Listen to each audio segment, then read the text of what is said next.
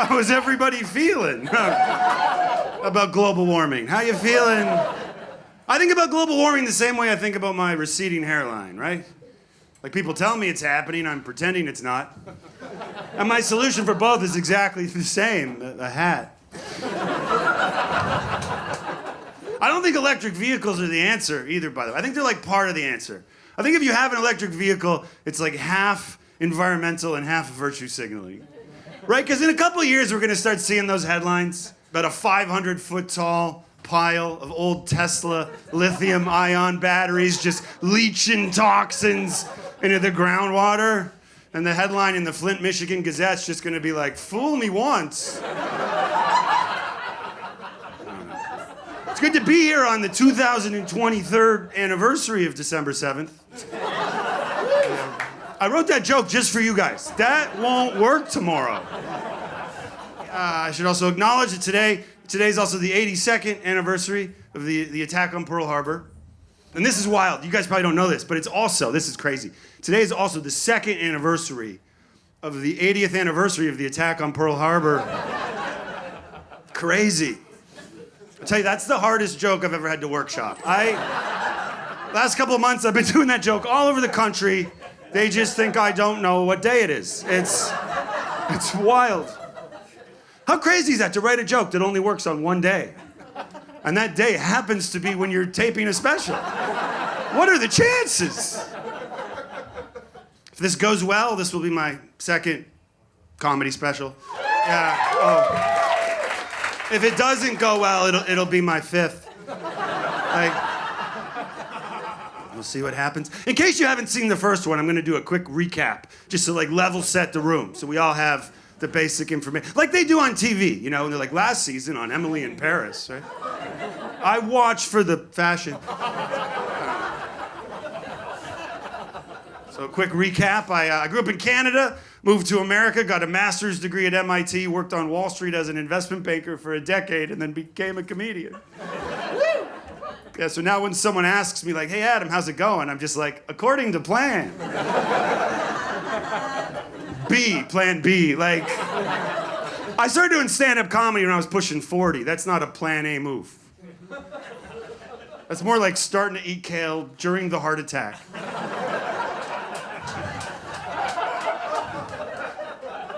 It'll help you if you make it first, I think. I don't know, though. Maybe it's just that I've never had a plan. You know what I mean? I feel like at any point in my life, if you asked me where I thought I'd be in 3 years, I don't think I ever would have gotten that question right. If someone were to ask me today, Adam, where do you see yourself in 3 years? I'd be like, I don't know, but probably wearing a hat. I'm jealous of people that have always known what they wanted to do. That have always had a plan. When I went to college, I showed up my freshman year, 17 years old. The first guy I met, he already knew he wanted to be a heart surgeon. Oddly specific, but he had a goal, right? And then I barely saw him for 4 years because he worked so hard. He was always in the lab or the library, just laser focused. And unfortunately, his story has a bit of a tragic ending. He's a dentist now. I was talking about him with a friend of mine. My friend was like, I would never go see some backup plan dentist. I was like, I hate to break it to you, but I think most of them are. I read recently dentists have one of the highest suicide rates of any profession. Yeah, I read that and I just thought, good. It's okay, 4 out of 5 dentists love that joke. And the 5th one killed himself. It's fine. I live here in New York, but I grew up in Canada, which means I'm an immigrant, but no one can tell. I'm American passing, right? I only mention that I'm Canadian on stage or if I'm losing an argument about healthcare. Or if I travel overseas, I kind of mention it, but... I moved to America 20 years ago, and I came here for the same reason most immigrants do, sex trafficking. And then I stayed. Look, I just don't think Americans see Canadians as immigrants, and I think it's because Americans see Canadians as non-threatening, right? Yeah, it's a weird spot to laugh. Right, non-threatening, healthy, white. Like if oat milk was a person. Look, I think what I'm trying to say is you can be part of a historically marginalized group, but still you yourself have privilege. Right? White women?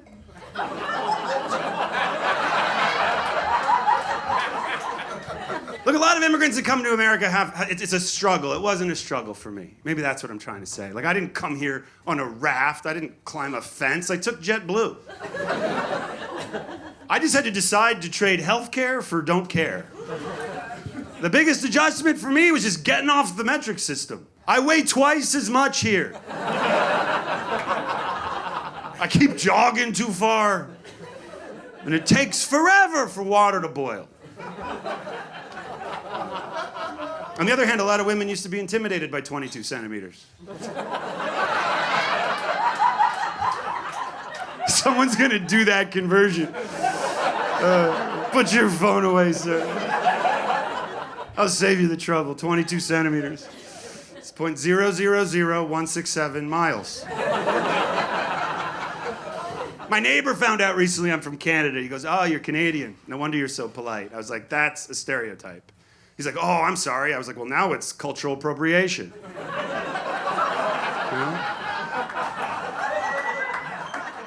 I grew up in Western Canada in Alberta, and if you don't know Alberta, it's the Texas of Canada. It's got cowboys and oil and a 1,000-kilometer unsecure border with Montana. Montana, or as my dad says, Canada's Mexico. Or as the Mexicans say, we tunneled too far. So. I think people assume that I had like a plan in life because I went to MIT. I think people hear that I went to MIT and they're impressed. And they should be.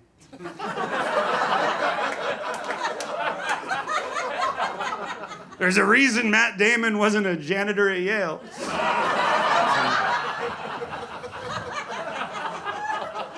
Right, it feels like some of you didn't get them apples, but and that's fair, because it's a reference from a 90s movie. If you didn't get that joke, it's not your fault. It's not your fault. It's not your fault. The most common question I get after a show from an audience member is, "Did you really go to MIT?" But the funniest question I've ever gotten was, "Did you know you wanted to do stand-up comedy when you went to MIT?" What? Like, wanting to do stand-up comedy and going to MIT, that would be like wanting to do porn and going to MIT.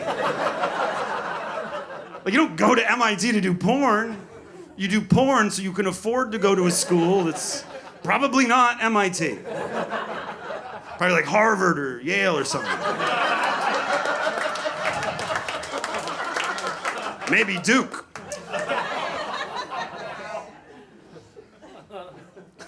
I didn't go to MIT to do stand-up comedy. I went to MIT for the women. Yeah, unfortunately, that's the whole joke. When I went to MIT, it was like my class was 17% women, which is terrible, terrible. But every year they send me the updated information when they ask me for money. But they send me the updated information once a year, and now it's up to 48% women, which is great, right? It's almost parity. It makes it sound like they've done this like Herculean recruiting effort to get more women to apply. But actually, all the admissions office did was get rid of the driving test.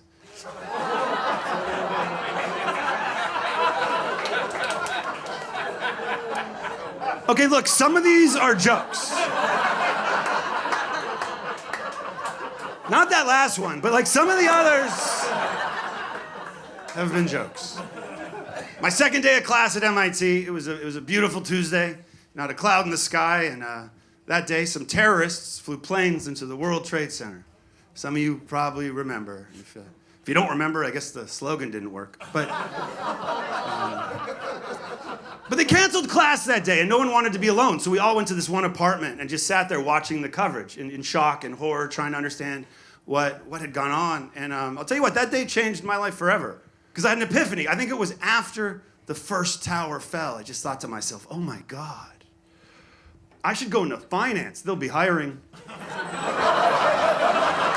And I know that's dark. That's a dark but honest and vulnerable thought. Sometimes you gotta zig when everyone else zags.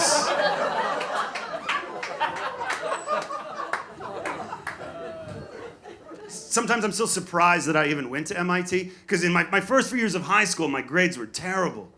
I remember my parents got really concerned. They sat me down one day, and I used that classic cliche line that every bad high school student uses. I said, why do I need to know calculus? I'm never gonna use it. My dad goes, you gotta get your calculus grade up or you won't get into college. And I said, well, if I don't get into college, I probably can't get a job that uses calculus. Feels like this is a problem that's gonna solve itself. But I did get my grades up and got into college. Ended up majoring in economics. But the thing I'm most proud of from college is my senior year, I won a creative writing award for a short story I wrote. I wrote this story about a student that gets his professor pregnant.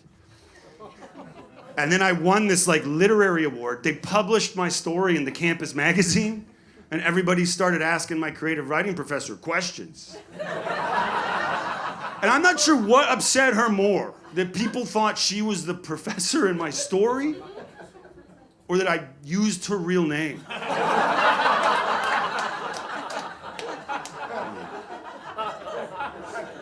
Then after MIT, I got a job as an investment banker on Wall Street. They were hiring, and zag, and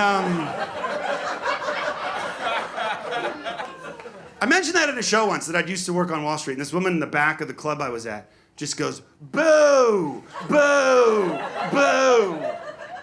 So I found her under the lights, and I was like, well, what do you do for a living? And she says, I work in public relations for oil and gas companies. I was like, boo, boo, boo. I think because of my background, a lot of my non-finance friends, a lot of my comedy friends ask me their financial, economic, stock market questions. Yeah. Last 18 months or so, I've been asked about inflation a lot, right? And it's the same question. It's always, what is inflation?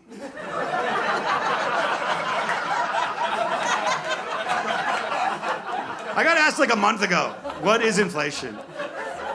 So I said, look, the US government, through the US Treasury, printed a bunch of money. When the supply of money goes up, the price of money comes down, which means the cost of eggs. And he goes, no. Tell me in a way I'm gonna understand. So I was like, okay, remember when you met your now wife, and you could just text her, you up, and go over and spend the night. And then 6 months later to spend the night, you had to take her to dinner first. And then 6 months after that, to spend the night, you had to take her to dinner, not at the Olive Garden. That's inflation.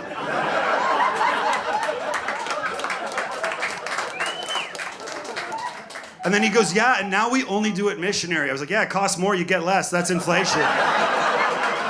That's inflation. I have a cousin in her 20s, and she corrects me if I use a word I'm not supposed to use anymore, which I find very helpful. She told me recently I'm not supposed to use the word prostitute anymore. She said that's now considered very demeaning. You're supposed to say sex worker.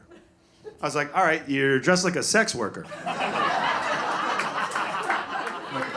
I got the word right.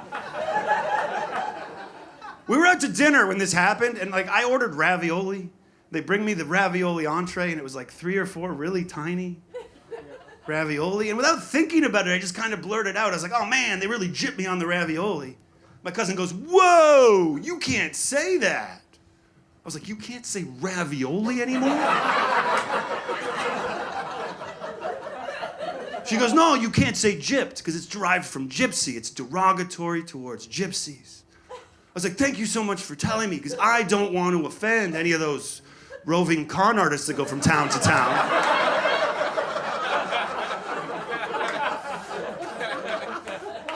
Look, if you ever say gypped and it offends a gypsy, check your pockets. They were creating a diversion.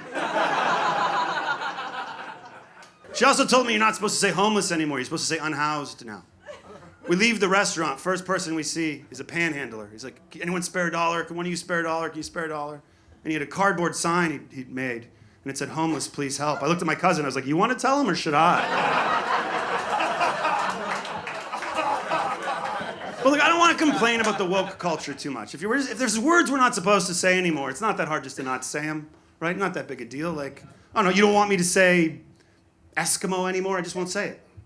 It's only the 3rd time I've ever said it anyway. Those people mean nothing to me.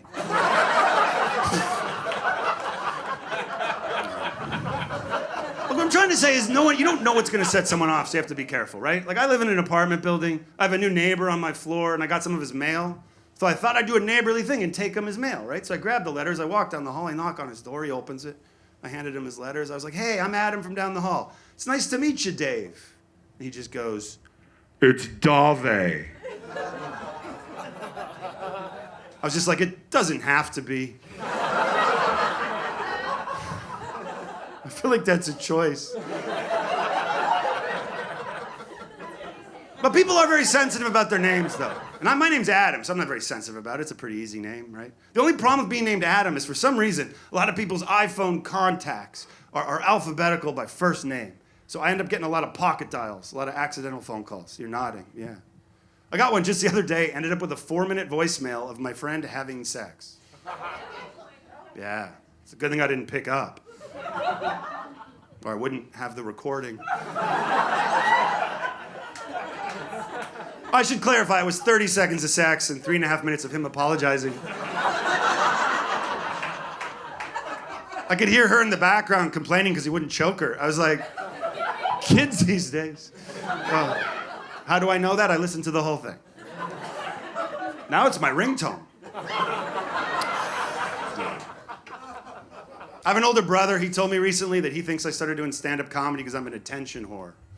I was like, whoa, attention sex worker. But that's not why I started doing stand-up comedy. I started doing stand-up comedy because a life coach told me to. Yeah, that's the first time so far that no reaction was the right reaction. I told it to a friend of mine. She just goes, wow, Adam, I didn't realize you'd hit rock bottom. I was like, what are you talking about? I'm not the life coach.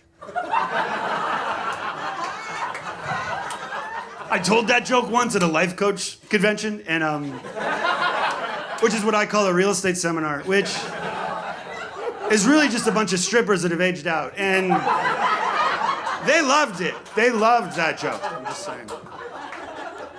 Look, I think most people's hearts are in the right place. Most people try to get this stuff right. I got an email this week from an AOL.com email address. Yeah, and in the signature of the email, they included their pronouns. Yeah, I just thought, how can you be so progressive on one thing and so behind on another? That'd be like driving a Tesla to a Civil War reenactment. What are you doing, you know? I'm at an age now where most of my friends have kids, but I don't have kids, and my friends with kids hate the fact that I don't have kids. The same way, like, drunks hate it when you're not drinking, right? But at least a drunk never makes you look at a picture of their drink. Right? You never have to look at a photograph of a cocktail and be like, oh yeah, it looks just like you, yeah? Buttery nipples or whatever. So a couple of friends of mine recently told me they're trying to have a kid. They said they're trying to have a kid now because they're worried if they don't do it now, they might not be able to later. And I just don't know if that's the right reason to do anything. Right? That'd be like if I said, you know what, in a few years, I might not have the strength to strangle a drifter. Unhoused wanderer, I guess. Kids are tricky. I have a friend, he had 3 little girls, and then his wife got pregnant again by accident with twin girls. Yeah, he went from having 3 little girls to having 5 little girls. I talked to him recently. He goes, Adam, forget everything you know about math. 5 is 1,000,000 times more than 3. And I can't relate to having kids, but I know what he means, right? Like, if my parents called me from Canada, they're like, hey, we want to come visit you in New York City for 3 days. I'd say, of course you can, you're family. But if they called me and said, we want to come visit you in New York City for 5 days, I'd be like, I'm in Syracuse that week. 5 could be 1,000,000 times more than 3. But like, if I eat 3 donuts, I'll work a little extra hard at the gym, right? It's not a big deal. But if I eat 5 donuts, yeah, I'll just finish the dozen. It doesn't matter at that point. 5 is 1,000,000 times more than 3. Like, okay, if you saw me put 3 sugars in my coffee, you might think he likes his coffee sweet. If I put 5 sugars in my coffee, you'd be like, he just quit cocaine. 5 could be 1,000,000 times more than 3. Okay, if I was in a relationship with 2 women and me, We'd be a throuple, right? That's what it would be called. But if it was like me and 4 women, if there were 5 of us, we wouldn't be a throuple. We'd be Mormon. 5 can be 1,000,000 times more than 3. If I killed 3 people, I'm a murderer, right? If I kill 5, I'm the star of a Netflix documentary. 5 can be 1,000,000 times more than 3. Like, take this joke. 3 examples would have been sufficient. Oh, wow.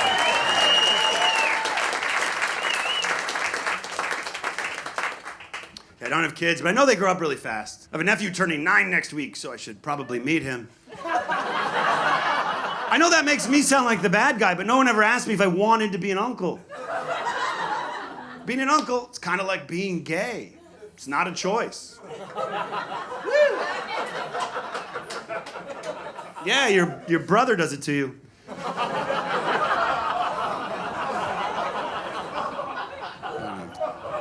I've been in a relationship for a long time. She has some nephews. She was babysitting her nephew, and I was there too. I'm not going to claim I was babysitting. I was just there. And out of nowhere, this kid just goes, "What's 9/11?" Yeah. And then she just told him. And he thought about it for a minute, and he came back with, "I'm going to build a time machine. I'm going to go back in time, and I'm going to stop 9/11. Yeah, it's very sweet, right? And then she said, "Be careful if you go back in time. You don't want to screw up the space-time continuum. If you do something in the past, you could change the present. You wouldn't want to do something that prevents your mommy from meeting your daddy." Then she looks at me as if to be like, "That's how you do it." I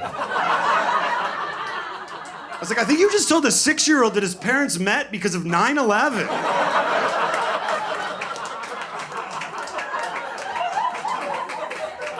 Apparently at school that next week, that's all you could talk about. And the school got a lot of phone calls from upset parents. Surprising to me, none of the parents were upset about the potential screw-up in the space-time continuum. No. Same kid just turned 7 a few months ago, and I got dragged to his 7th birthday party.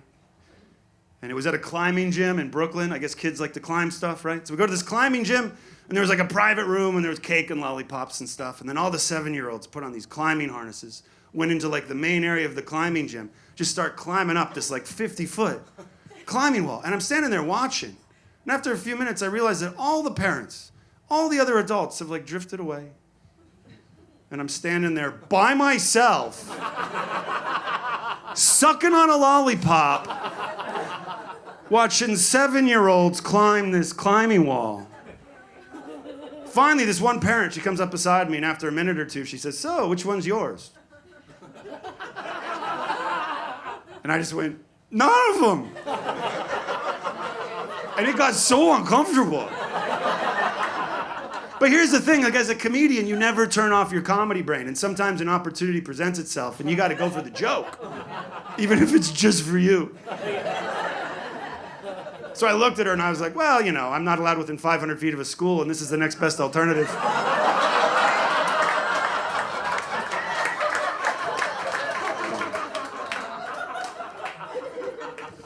Yeah, I'm gonna be a great dad.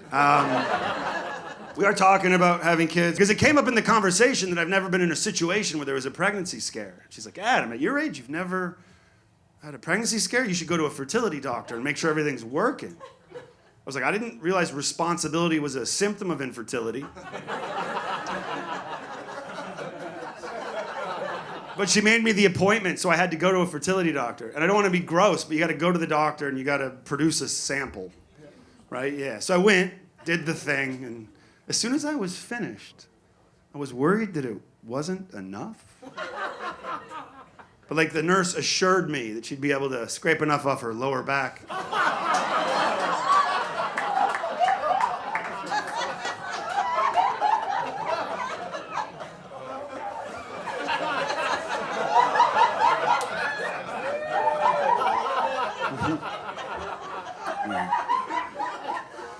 Let's just check in with the crowd for a second. How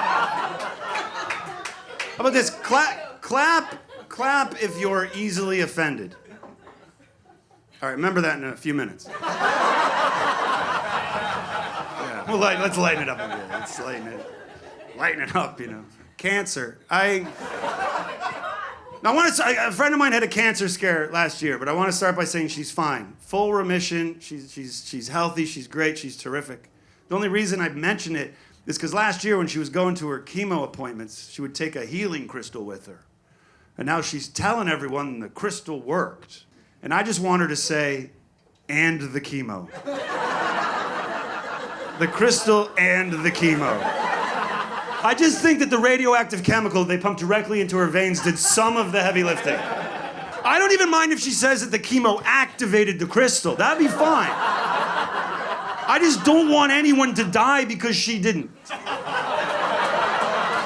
Okay, if you laughed at that, I get it, because that's hysterical. If you didn't laugh, I get it too, because that's dark. That is really dark. The crystal culture is out of control. One of my friends just told me she spent $300 recently on healing crystals. I just feel like that's a lot of money to spend on rocks. So I asked her how they work, and she says, if I'm starting to feel sick, I keep the crystals near me. I was like, how about if you're starting to feel sick, you just go loiter at the crystal store? I think I saved you $300. She goes, that wouldn't work because they wouldn't be my crystals. How do the crystals know they're yours? I'm not against spirituality, by the way. I think that's a wonderful thing. I have a friend who told me she spent most of last year getting in touch with her inner goddess. I think that's wonderful, right? It just means she's empowered, she's doing yoga, she knows when Mars is in retrograde or whatever. It's funny, though, because it doesn't work that way for guys. Ladies, if a guy ever tells you he's in touch with his inner god, run. That's not a thing. Right? Because a woman in touch with her inner goddess has crystals. Guy in touch with his inner god smokes crystal. It's very different. My dad and my brother are both doctors, which just means they have terrible handwriting.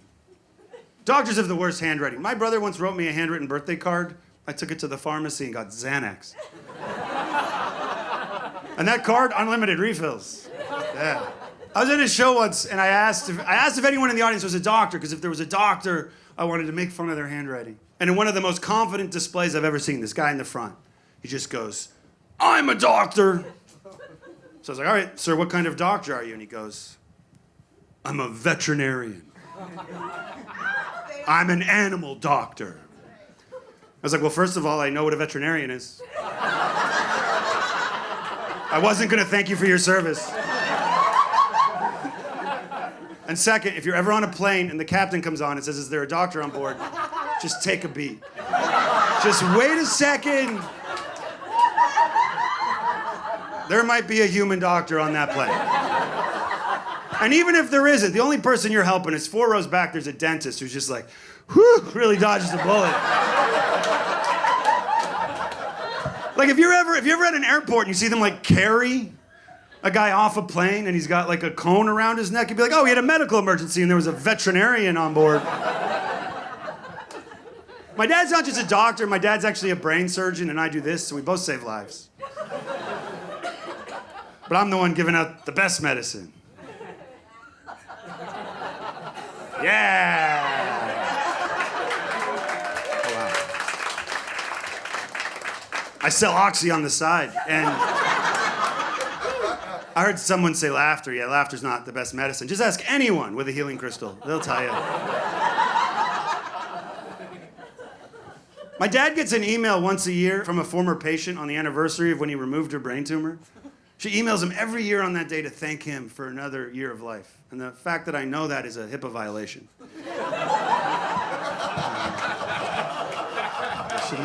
I should not know that. It's interesting having a brain surgeon as a father. It's interesting when your dad has the job that everyone references when it's taken someone too long to make them a sandwich. Right? It's just a ham and cheese sandwich. It's not brain surgery. Brain surgeons don't say that. They're like, it's just a ham and cheese sandwich. It's not rocket science. And a rocket scientist is probably like, it's just a ham and cheese sandwich. It's not a perfectly structured joke about the difference between 3 and 5.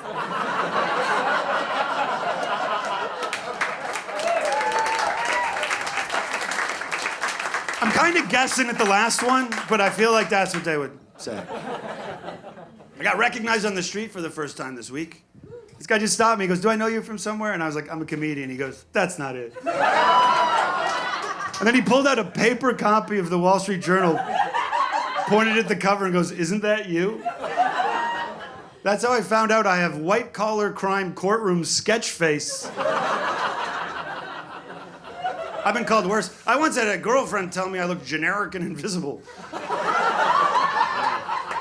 Those weren't her exact words, I'm paraphrasing. What she actually said was, "You look like the human form an alien would take to blend in." Yeah. She was a weird one. The first time we were like intimate, it was starting to get hot and heavy, right? And I went to put my glasses on the night table, as one does, and she goes, "Keep your glasses on." And I was like, "Oh, you want me to be able to see the passion in your face?" And she goes, "No, I have a Millhouse fetish."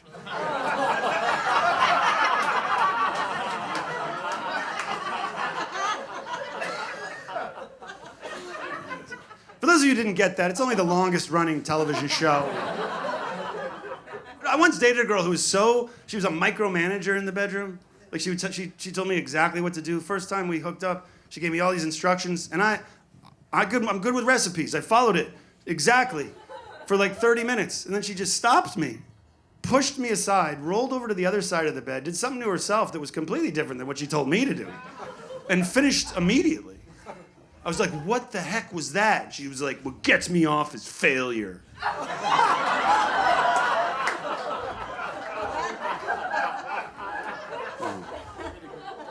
have trouble with compliments. I think it's because if someone compliments me, I feel like I'm being rude in that interaction if I don't compliment them back, right? But I don't always have a compliment like ready to go. Like the other day after a show, this guy taps me on the shoulder. He goes, "Hey man, you were pretty funny." And I recognized him from the front row, but I wasn't ready for the compliment. I panicked. I freaked out. I was like, "Your wife is hot." And she was, but that wasn't the time or the place. You know, at the urinal. Sometimes I wish I was just like a little autistic. Just enough that I could say what I really think, not make eye contact, and then leave abruptly. How nice would that be? Like you're at a dinner party, right? And you're standing in a crowd of people, and someone's like, "I can't believe Kevin cheated on Linda." And I could be like, "Oh yeah, well Kevin's always been an asshole, and Linda got fat." And then I could just walk away. Meanwhile, they're like, "What was that?" And someone's like, "Oh, he's a little autistic." They're like, "Oh, all is forgiven." And meanwhile, they're all thinking, he kind of nailed that Kevin Linda thing. We've all been thinking it. I got the glasses on. I have an astigmatism. Where are my A-stigs at? Any A-stigs? Oh, nice, yeah. Like my understanding of it is part of our eyes that's supposed to be round is actually oval, football shaped. It's like being nearsighted and farsighted at the same time. Without glasses or contacts, everything's blurry. I went to a laser eye surgeon to see if they could fix it. And she goes, she could fix the nearsightedness or the farsightedness, but not both. What a Sophie's choice. Right? Because do I want to be able to read? Or when she walks into the room, do I want to know if she's hot? So, almost time for audiobooks.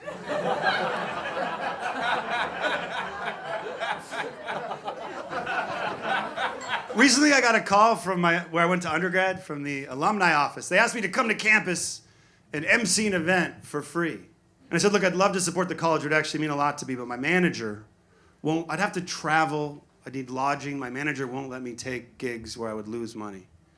And the alumni officer, she was so sweet. She goes, "Would it help if I talked to your manager?" And I said, "Oh, you are."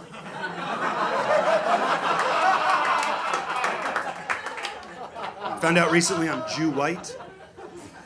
Jew white. You guys heard of Jew white? I'm Jew white. I was talking about race with a Mexican friend of mine. I was like, "Well, what race am I?" He goes, "Jew white."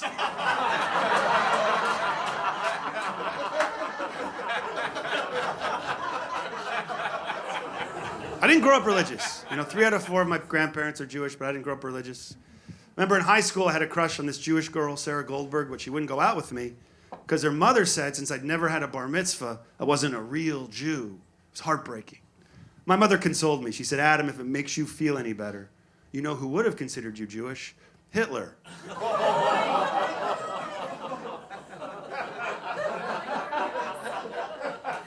Remember that silence earlier? We're there now. I had Jewish grandparents that still lived in Europe when World War II started, and they actually had to hide from Nazis in a secret room in their house for 9 months before they escaped to Canada.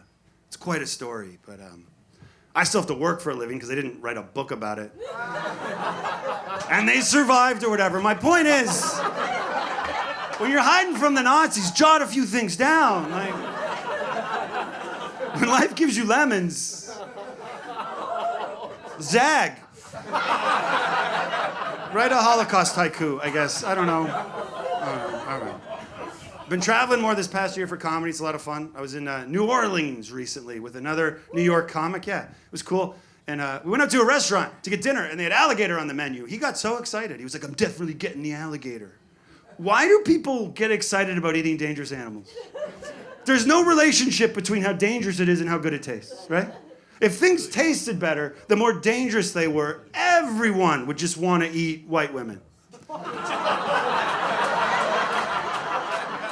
Like, what's your special today? Well, we have Central Park Karen over brown rice with a blonde demi-glaze. Yeah.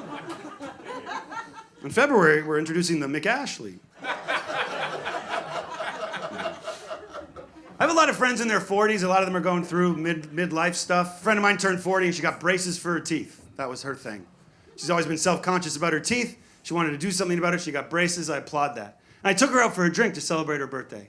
We're sitting at the bar. The bartender comes over, takes our order, and the bartender was a woman that had very obvious breast implants.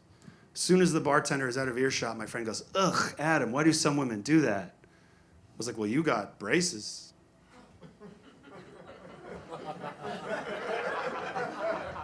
And she goes, yeah, but my teeth were crooked. I was like... And look, I'm not saying braces and breast implants are exactly the same, but there are some similarities, right? Both are cosmetic procedures to boost your self-esteem. Both are expensive. And with both, if you see a woman with a bad set, you're like, ah, she's British.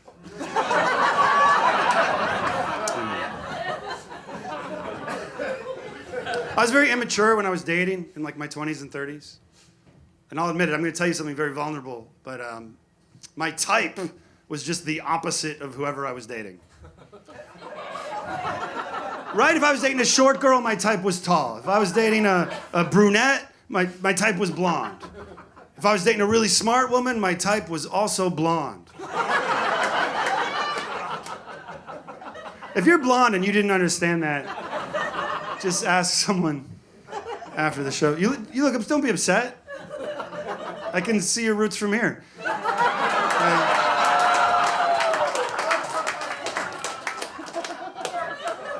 I read the other day that to be truly intimate with someone, you have to make eye contact during sex. Yeah, I just don't think that's fair, right?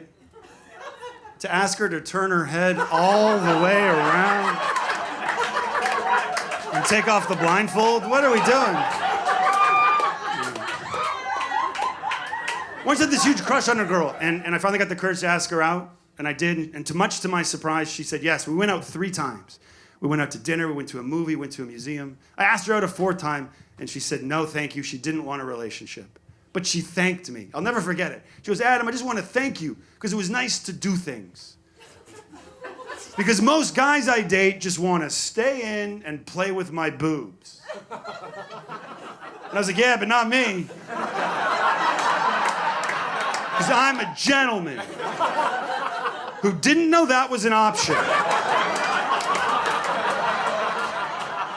I got contacted earlier this year by someone I used to work with on Wall Street, offered me a job. And when he offered me the job, I realized in that moment that the only way I could ever go back to the corporate world, back to finance, is if someone I used to work with hired me, because he knows what I'm capable of. He knows my skill set. Anyone who doesn't know me is just going to see me as some old guy that hasn't been in the game for a long time, who's stale. So I had to think about it seriously. And he goes, Adam, the job is yours. All I need is an updated version of your resume for the records. And I just thought, what would that look like? Like, Colby College, That's where I went to undergrad. Dean's List every semester, magna cum laude, summa cum laude. Phi Beta Kappa. Mary L. Carver Prize in Creative Writing. We remember that. And then I got a master's degree at Tufts University. Go Jumbos. And I know I didn't mention that earlier because of MIT. Right? You don't mention your People's Choice Award after you win the Oscar. Right, and then like 2003 to 2016, Goldman Sachs and Company. And then 2017 to present. Roving con artist who goes from town to town. We do go from town to town. I was in Myrtle Beach recently, and I was booking my hotel for this trip, and I saw there was a hotel right across the street from the comedy club. And I thought, brilliant, it's 100 yards from the comedy club. I won't have to Uber to the club, I can just walk right over, it's perfect. I fly in, I take the cab from the airport to the hotel, and I see that 100 yards is actually in 8 lanes of heavy, 24/7 traffic. I had to walk 1.5 miles down the road to the nearest light, wait 20 minutes for the light to change, cross, walk 1.5 miles back. To get 100 yards took me 90 minutes. And I just thought, what a perfect metaphor for life, right? Because think about it, right now, I'm doing stand-up comedy in the basement of a Mexican restaurant.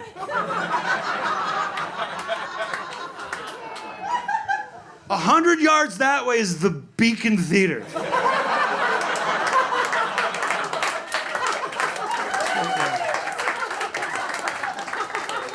It wasn't that long ago that I worked in finance, It feels like yesterday, though. To me, it feels like it wasn't that long ago that it was like 3 a.m. and I was sitting in a cubicle in downtown Manhattan with Excel models on these screens in front of me, waiting for final deal terms so I could update the Excel models, check all the numbers, make sure they're right, transfer them numbers into a presentation, print and bind 50 copies of that presentation, get it to a law firm in Midtown by 7:30 a.m. so the board of directors of a $500 billion company could approve the acquisition of a $300 billion company and then issue a press release before the New York Stock Exchange opened at 9:30 that morning. And if I make any mistakes, it could cost billions of dollars. It could scuttle the deal completely, costing countless reputations and probably my job. I'm surrounded by empty coffee cups. I haven't slept in 4 days. I took a 20-minute nap by accident in a bathroom stall. It's the only sleep I've gotten. And now I worry that something I think is funny won't be funny to you.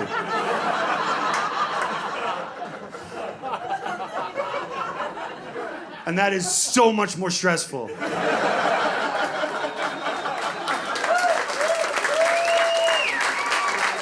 guys have been a lot of fun. Thanks for coming out, everybody.